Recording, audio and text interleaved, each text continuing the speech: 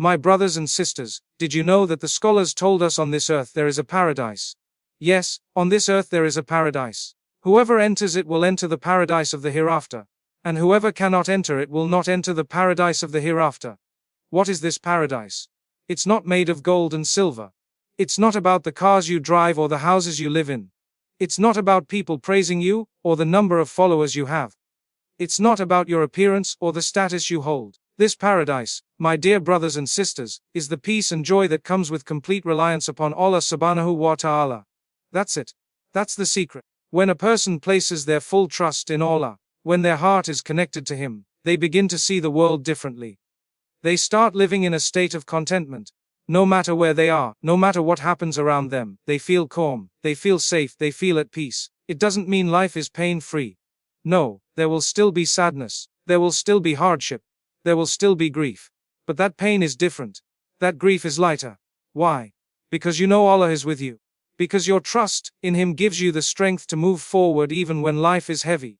The person who has tawakkul sees beauty in the darkest nights and finds hope, even in the middle of despair. Whether they are rich or poor, healthy or ill, they live with a deep sense of peace, a paradise in the heart. There's a psychologist by the name of John Bowlby who studied the bond between a mother and her child. He found that, when a child is securely connected to their mother, when they feel her heartbeat, her warmth, her presence, they grow up feeling safe, protected, and emotionally strong. Now imagine a connection even stronger than that. A connection with the one who created you, who knows your pain, who hears your silent prayers, and who never leaves your side. Worrying is one of the greatest thieves of peace and faith. It creeps into the heart quietly and makes a believer forget that Allah is the one in control of every matter. When a person is consumed by worry, they begin to feel as though the solution depends entirely on their own effort, their own plan, or their own timing. This weakens the connection with Allah, because the heart becomes restless and anxious about matters that are already written. My beloved brothers and sisters, no amount of worry has ever changed what Allah has decreed. No matter how much we stay awake at night, tossing and turning over a future that has not yet come, we cannot bring forward a blessing before its time, nor can we delay a test once Allah has chosen it for us. The Prophet Muhammad VII reminded us that if the entire world gathered to harm us, they would only be able to do so by what Allah had already written for us, and if the entire world gathered to benefit us, they could not benefit us except with what Allah had written. This shows that worrying about people, circumstances, or outcomes is a weakness of faith, while trusting Allah revives that faith and strengthens the. Worry creates illusions of control. It convinces us that if we think about the problem long enough, if we stress about it hard enough, we can somehow change the outcome. But in reality, worry only drains our energy and clouds our judgment. It prevents us from thinking clearly, and it makes the heart heavy with despair. Trust in Allah, however, does the opposite. When you place your affairs in His hands, your heart finds rest, your mind becomes sharper, and your soul becomes lighter. You begin to see possibilities where before you only saw obstacles. You realize that Allah is the owner of solutions, and that He is capable of bringing relief from places you never expected. This is why Allah says in the Quran, "And whoever relies upon Allah, then He is sufficient for him." 65:3a. Imagine the power of this promise. If Allah is sufficient for you, what need is there to drown in worry? When a believer lets go of excessive worrying and begins to trust Allah, they taste the sweetness of true iman. They stop overthinking every step and instead say from the heart, "O Allah, I trust your wisdom more than my own plans." And when they do this, their faith is revived. Their prayer becomes more focused, their dua becomes more sincere, and their heart feels calmer. Worrying, on the other hand, makes prayer feel heavy because the mind is racing with fears of the unseen. It is like trying to carry the weight of the world on your shoulders. But trusting Allah is like handing that burden to the one whose strength never weakens, and whose mercy never ends.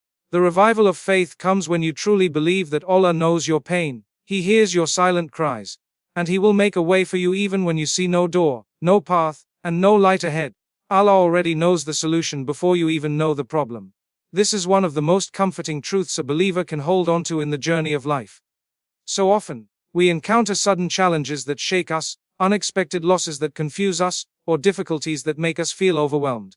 At that moment, it feels like our world has collapsed, and we begin to wonder, how will I get out of this? Where will the help come from? But my beloved brothers and sisters, long before that problem ever entered your life, Allah had already written its solution.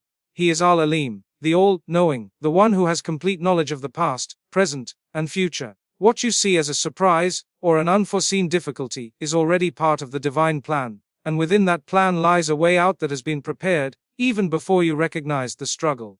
Think about the story of Prophet Musa, peace be upon him. Before Pharaoh even planned his cruelty, before the children of Israel felt the weight of oppression, Allah had already chosen Musa to be a messenger, and he had already decreed the Red Sea would split to provide an escape. The people only saw the problem, but Allah had already prepared the solution. When they stood before the sea with Pharaoh's army behind them, they panicked. They said, "We are overtaken." But Musa, with unshakable trust in Allah, said, "Indeed, with me is my Lord, he will guide me." At that moment, Allah showed them what they could never have imagined, the sea parting into two great walls of water, creating a path of safety. This shows us that even before the fear, even before the danger, Allah had already written the escape route. In our lives too, we face moments when doors seem to close from every side. You lose a job, a relationship breaks, or you receive news that shakes your family. Instantly, the human mind begins to panic. But remember, Allah never allows a problem to exist without a solution that already exists with it. Sometimes you cannot see it immediately, because Allah wants you to strengthen your patience, your dua, and your reliance on Him. At other times, the solution may come from a place so unexpected that you recognize it as nothing but divine intervention. How many times have we looked back at a difficulty and said, "At that time, I thought it was the end, but now I see how Allah made it a turning point for something greater." That is because Allah's knowledge surrounded the problem, and its answer long before we were even aware. This should give every believer immense peace of mind. While your limited sight can only see the mountain before you, Allah sees the clear road that winds through it. While you are still wondering about the how, Allah has already completed the how and the when. Your role is not to carry the weight of figuring out every detail but to trust the one who has already planned the details. Just as He provides food for the birds before they leave their nests, He provides solutions for His servants before their hardships even unfold. The heart finds peace when it surrenders to this reality, and instead of drowning in worry, it begins to rise in faith, knowing that the one who wrote the test has also written the relief. Every difficulty carries the seeds of ease. This is a principle Allah Himself has mentioned in the Quran, where He says, "Indeed, with hardship comes ease." Z 90:46. Notice, He does not say after hardship, but with it. That means when a trial enters your life, ease is already packaged within it, waiting for you to discover it. The believer who trusts Allah looks at hardship not as a closed door, but as a doorway to growth, wisdom, and a deeper connection with their Creator. When you face a challenge, it is not meant to destroy you. It is meant to teach you something, to build your strength, and to open up a path you might never have walked had you not gone through that test. Think of how the darkest nights make you appreciate the light of dawn. If there was no hardship, we would not recognize the sweetness of relief. If there was no pain, we would not appreciate the beauty of healing. Many times, we only understand the blessings of ease after experiencing struggle. For example, when someone falls ill, suddenly they realize the value of health that they once took for granted. When someone goes through financial hardship, they learn the importance of gratitude, patience, and discipline. These lessons are the seeds of ease planted within the difficulty itself. Without the hardship, those seeds may never have been sown, and the person would never have grown into the better version of themselves. Look at the lives of the prophets. Each one of them faced tremendous hardships, but within those struggles were hidden gifts. Prophet Yusuf, peace be upon him, was thrown into a well by his brothers, sold into slavery, and imprisoned unjustly. At each stage, it seemed like life was only giving him pain. But every one of those trials carried within it the seeds of his rise. The well led him to Egypt, the slavery led him into the house where he learned wisdom, and the prison became the place from which he emerged to interpret dreams that elevated him to power. Had he not faced those difficulties, he may never have become the ruler who saved his people. In your own life, think of times when you felt broken. Perhaps it was the loss of a loved one, the failure of a plan, or the betrayal of someone close. In that moment, you may have thought there is nothing good in this, but later you realized that very pain forced you to turn to Allah in ways you never did before. It pushed you to grow stronger, wiser, and more compassionate. That is the hidden ease Allah promised. Sometimes the ease is immediate, like unexpected help arriving in a crisis. Sometimes the ease is long-term, like a lesson that changes your entire outlook on life. But in every hardship, the seeds are there, waiting to bloom at the right time. This truth should change the way we see our struggles. Instead of drowning in despair, we should look for the hidden ease Allah has placed inside the test. It might be in the form of patience you never knew you had, faith you never knew you could reach, or blessings that were waiting to unfold only through this journey. Hardship is never empty, it always carries something within it, and the believer is the one who trusts that Allah's wisdom ensures no difficulty comes without its companion of ease. True peace comes from surrendering to Allah's plan. As human beings, we often tire ourselves by trying to control every aspect of our lives. We make detailed plans, set timelines, and expect everything to happen exactly as we imagine. But the reality of life is that not everything will go according to our script. There will be delays, there will be detours, and sometimes there will be complete redirections. For many, this becomes a source of frustration, anger, and anxiety, because they feel as though life is slipping out of their control. Yet, the truth is, it was never fully in our control to begin with. The real peace of heart begins the moment you stop resisting Allah's decree, and start trusting that His plan is wiser, more complete, and far more beneficial than anything you could have written for yourself. When you surrender to Allah's plan, you acknowledge that He sees the bigger picture, while you only see a fragment. You realize that what looks like a loss in your eyes might actually be protection, and what feels like a delay might actually be preparation. How many times have people been devastated by losing something they thought they needed, only to discover later that it saved them from harm, or opened a better door? This is Allah's way of showing us that He knows what we do not know. Peace comes not by having everything you want, but by believing that whatever Allah has given or withheld is for a reason that serves your ultimate good. The Prophet Muhammad exemplified this surrender. When he was driven out of Makkah, his beloved home, many would have seen it as a great tragedy. But through that migration, Islam spread in a way that would not have been possible otherwise. When he lost loved ones, including his own children, he bore it with patience, trusting Allah's wisdom in the decree. These moments teach us that even the most painful experiences can carry divine purpose, and surrendering to Allah's plan transforms heartbreak into tranquility.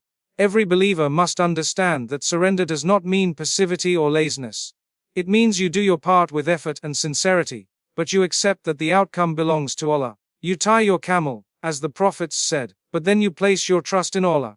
This balance brings serenity. You no longer feel crushed when things don't go as planned because your heart whispers, "My Lord has chosen something better." You no longer carry the unbearable weight of, "What if?" and "Why me?" because you know that Allah's plan is never random, never unjust, and never without wisdom. This surrender frees the heart from constant worry. Imagine someone carrying a heavy load alone versus someone who shares it with a strong companion. By surrendering to Allah, you are handing your burdens to the one who never tires, never miscalculates, and never abandons His servant. The heart that accepts this reality finds rest even in the midst of storms. It beats with calmness, not because life is perfect, but because it trusts the one who is perfect in His wisdom. True peace does not lie in controlling everything, but in being content that Allah controls everything, and His plan will always lead to what is best for you in this life and the next. Patience and due are stronger than anxiety. Whenever a person is faced with trials, the natural human response is to worry, to fear, and to feel overwhelmed by the weight of the unknown. The mind begins to race with possibilities of what could go wrong, and the heart becomes restless with uncertainty. Yet Allah has given us two powerful tools that are greater than any worry we could carry: patience and dua. These two are like wings that lift a believer above the heaviness of anxiety. Anxiety only paralyzes the heart, while patience and dua give it life, strength, and direction. Patience is not passive. It does not mean you sit back and do nothing while life unfolds around you. Patience means to remain steadfast, to hold on to your faith, and to resist the temptation of despair. It means that even when your heart is trembling, you remind yourself that Allah's promise of ease is true. Patience is the shield that prevents anxiety from consuming you. It is that inner calm that says, "I may not see the way out yet, but I know my Lord does." Anxiety whispers, "What if everything goes wrong?" But patience responds, "What if Allah brings me something better than I imagined?" This is why the Quran repeatedly commands believers to be patient.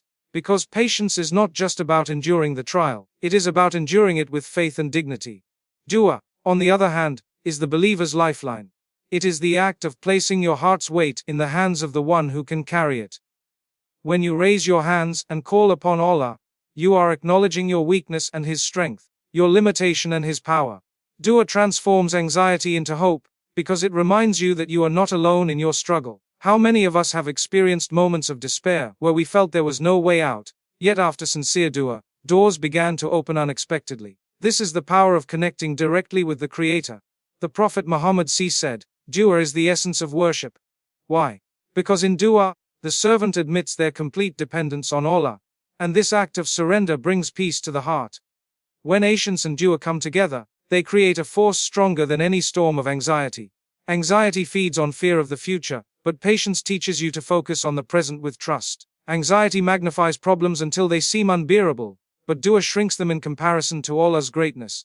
Anxiety isolates you, making you feel like you are carrying your burden alone, but patience and dua remind you that Allah is with you, closer than your jugular vein, hearing your every thought and seeing your every struggle.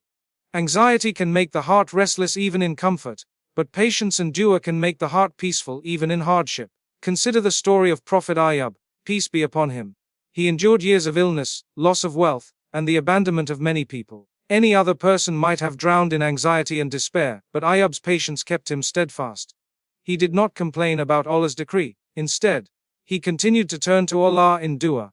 His patience and supplication became stronger than the pain he suffered, and eventually, Allah granted him healing and restored his blessings. His story is a testimony that patience and dua are not just abstract concepts, they are practical weapons against the waves of anxiety. Think also of the Prophet Muhammad himself during the most difficult moments of his mission. When the Quraysh rejected him, when he was driven out of Makkah, when he lost his beloved Khadija and uncle Abu Talib in the same year, he could have been crushed by grief and anxiety. Yet he turned to Allah in dua, spending his nights in prayer until his feet swelled, and he practiced patience in the face of rejection and hostility. His example shows us that no matter how heavy the trial, the strength of a believer lies in patience and sincere prayer. Even in our daily lives, we can see how patience and dua work against anxiety. Imagine a person waiting for medical results. Anxiety would make them restless, unable to sleep, constantly imagining the worst outcomes. But if that person embraces patience, they remind themselves, whatever happens, it is by Allah's will, and I will face it with faith. If they turn to dua, they say, "O Allah, grant me ease, heal me, guide me to what is best." Immediately, the heart begins to calm. The problem may still exist, but the heaviness of anxiety no longer controls them.